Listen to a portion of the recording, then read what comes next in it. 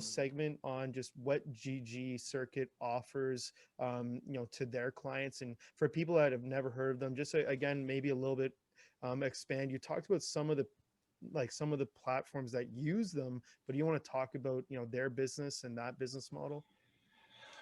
Well, they've been, I think, 10 years in the business developing their software. Their software has over 60 to 63 million hours of usage, and it's constantly evolving and developing. And, it's being able to have a secured gaming platform where people's private information is safe. When you're dealing with a company like Lenovo, well, I don't know if everybody saw the release. Lenovo did a big release. They've now got, gaming software integrated into their hardware. That's ggCircuit. That, and as you can imagine, to get to pass scrutiny, to be put on the hardware of a multi-billion dollar, if not the biggest hardware, I think they're bigger than Dell, supplier, that takes some doing. So their products they originally were developed for people who wanted to host events, in a physical location. It has evolved from that, and they have their GG at Home product, which is really, if you're, whatever your gamer name is, your gamer name would be the same at home or in the center. It's you when you log on. And so their software allows you to, continue getting your stats, playing your games, tracking your activity, other people to track your activity who are on that network. And so they tie in with these, they call their model sort of a hub and spoke type of model, where they tie into a LAN center, and then people come from an hour away into the LAN center, they game, and then they go home and they continue gaming. So it just increases that connectivity, that network, the community. As you know, gamers, it's a misnomer that gamers aren't social. They're extremely social. They just have so few physical venues to go to that everybody thinks they're antisocial. Couldn't be further than the truth. So, they recognize that early on. So they started with, developing the software that people could, start in these centers and these locations, and then still connect them home and keep that wider connection. They're not game developers. They don't compete with the publishers, but they do run, most of the major players that run tournaments and LAN centers globally deal with this software. It is the leader in the infrastructure, number one, hands down, on a global basis. Yeah, no, awesome. Look, I hope, and for people watching this, I understand, look, there's gaming, there's the business of gaming.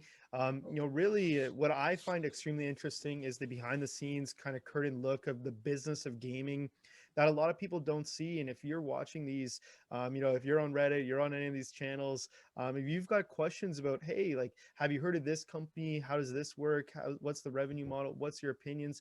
Anything like that, we would love to cover it. Grant is a definite business king when it comes to gaming. He might not be the best League of Legends player, but I can promise you that he definitely knows the business of gaming and would love to, share his insight on some of the questions you guys might have. Grant, anything you want to say either about, what I just said, or about kind of this acquisition?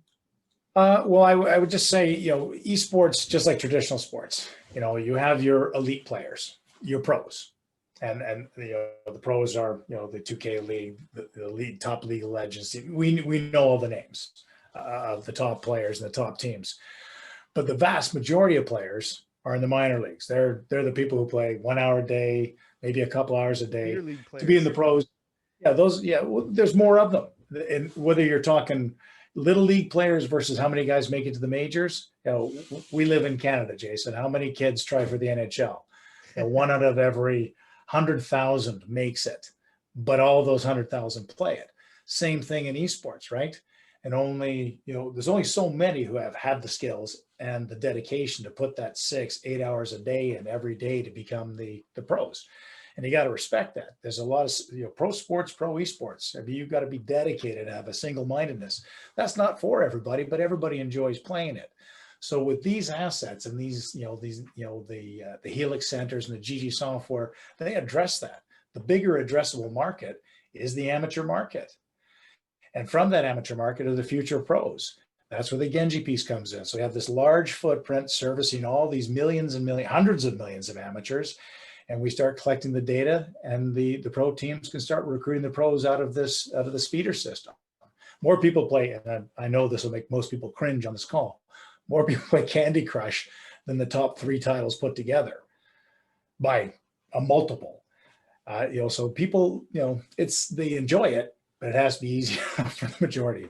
I'm not talking going down that level. We don't follow Candy Crush, but Candy Crush Esports coming to you soon. Point is, people like to play games. Always have, always will. Yeah. Hey, that's a good way to end it. I might have to steal that. No, well, thanks. Great. You did great. I think this hopefully gives people, again, that behind the scenes view. And that's really what we hope to bring people. We know esports is a, kind of culture in itself, and we'd love to give people insight, again, ask questions. We're here to answer them. But Grant, thanks for hopping on. I think this was good. Hey, Jason. Hey, by the way, I love your fashion sense, buddy. Good job. Nice blue jacket. Hopefully, unlike me, where I have to wear mine every single time, hopefully you get to do match with me every time. I'm going to go dark next time. We'll have to link on the same dress shirts, though. So you have to give me a heads up so I can put one on that matches. Okay.